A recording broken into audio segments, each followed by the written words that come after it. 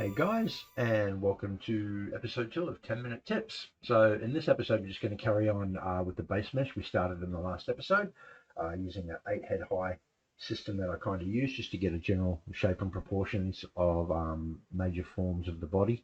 And here I am just merging everything down with a T-pose or the transpose tool plugin. And that way I don't have to go through each individual subtool, even though I am going to merge them all down straight after this. So I don't, really see the point of why I did it in the first place. But it's just something I do and continue to do. And just kind of adjusting things a little bit here and there. Not any major changes, and still just keeping it very simple and basic. And that way when I move it down, I can start adding on the muscle groups in the way that I do it, which is using extrude tool to the surface, extrude surface. And it's just really simple. It's the same as previously, just doing them in separate bits, one at a time. That way with the muscles and that, because they kind of overlap each other or connect under or join strangely in different places, it just makes it easier. So I'll just mask out the shape and then split it off, and that gives me a chance to just be able to work it and move it around to how I want it to look. You don't really need to get the shape perfect because you're going to dynamesh it anyway, and then it just gives you a general kind of form. It's a lot easier and quicker than putting down a sphere or something and really having to work it around. This way I can just general little quick little shapes on the muscles like I'm doing on the back here, and then just move them around. And yeah, same as before, like I said, just do one each separately, split them off and turn it into a dynamesh, move it around, remesh it, whatnot, until I've got the kind of look I want. Here just doing the pec muscles on how they join under the shoulders. I'm not good at the words for the muscle groups. I'm shocking at them, really. Can't remember them, which is weird, but I'm getting there. And yeah, it's the same thing as before. It's just rinse and repeat on how I do it. And then I'll just start bulking them out to what I want. And at this stage, it still looks like absolute crap. It's nothing fancy. I'm just still generally in the phase of making a base mesh that I'm going to work with. And I'm kind of a stickler for having really kind of foundation, really close layout to what I want with just the base mesh before I really get into doing the actual forms and that properly and start adding the detail and so forth. But here, yep, just like I said, just working those shapes out, adding them, cutting in, moving, adding clay, taking it away, just over and over again. It's not, I don't kind of cut my videos up to show it as a perfect run in the first try, because that's never the way, and I kind of want to keep it down to the fact that it takes work. You're going to mess up, you're going to stuff up, you're going to do things wrong, and I don't want to hide that. I just want to show that it's just a process of learning how to do it, and I'm still learning, and everybody who's not learning or tells you they're not learning and knows everything is lying, pretty much. You'll always learn. There's always a different way or a different technique to do something that's either you can take on board or not, and it's great fun. That's why I love this program so much. I'll spend hours watching tutorials of other people just to see how they do things, and it's great fun. And then I'll go in and try them. Like I said, I'm technically kind of learning again from scratch, having to use my other arm, and it's fun.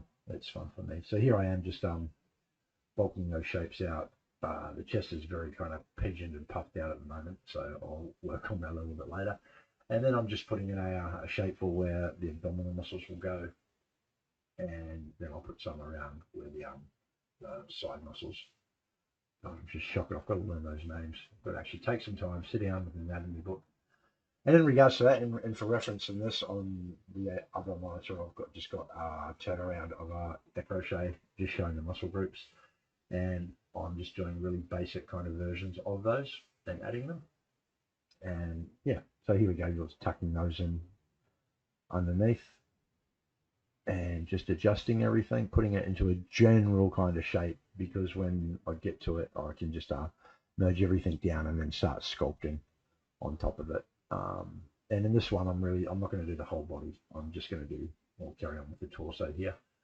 And yeah, it makes it fun. But as you can see, like you're kind of getting those lumps and everything there. I don't know why I did this with the neck muscles when I usually just sculpt them straight in with the clay brush. But I don't know, guess I was going for something here, just to give me a general idea. And it's fun, like, you know, I like to have fun. I'll take my time with stuff. I'll just crank some music and whatever I'm in the mood for. Unfortunately, I can't play it in the backing tracks with these videos because copyright. But I'll usually have something hard and heavy going on, or good old classic 80s rock, or any 80s music really. And if not 80s, I'll just go for hard stuff. But it's fun. There we go, just putting in the carotid and just adjusting it to kind of fit. And yeah, like I said, it's still messy, kind of shocking thing, but just getting that base down, that foundation for the actual character down, or for the anatomy anyway. Just adjusting, it's back and forth, like I said, rinse and repeat, just move, adjust, go back. You'll go back to a piece, and then here I am again, just T-post the whole thing so I can adjust everything evenly, instead of having to go through different subtools and just trying to get those proportions right. I think with this figure, I'm just going for that general average guy. So there's no exaggerated proportions or anything on it with this. So it's putting in the shoulder muscles. And in this instance, I'm using a pen mask tool, and then I'll just use a extrude or extract. Even though it's quite thick, doesn't matter. I'm still going to smooth it down, turn it into a Dynamesh, same thing. Dynamesh is such a wonderful tool. And it's kind of like in traditional sculpting where you're putting on pieces of clay one at a time just to build up the shapes. And that's generally what I'm doing here, but just in the digital form. Less mess. But I think here I'm merge everything down, and just going to cut off the parts I don't want, because like I said, I'm just going to work with the torso. I think he's about, I'm not sure if I keep the head, yeah I do. And yeah, just smooth it all down. I'll fill in some gaps and holes because it just makes it easier later. And then just start building stuff up, and having a lot of fun doing it. Just getting those shapes in, where those bumps and so things kind of protrude. And then when it's all said and done and all the muscles are kind of really defined, I'll really knock them back with the smooth brush, because you don't see them unless it's a very emancipated person, or if they've been flayed and have no skin. You're not going to see those muscles standing out like that, unless it's very cut and haven't had water for a while, so the skin's all tight on the body. But yeah, and now I'm just laying down lines, directional stuff, just to figure out how it's going to go. And yeah, it looks like trash really at this stage, and it's going to look like trash for a while, until I really start bumping up the resolution after I've built out those major ones. But I kind of stay low, loose, and rough like this for quite a while. Like I've said previously, there's no need to rush. But that's that for this one. That's kind of, just carrying on with my process on how I go. Hope you enjoyed it. We'll carry on with the next one shortly. And stay tuned. Give it a like and hopefully subscribe if you're really liking the content. Click that bell notification, and I will see you next time. Catch you later.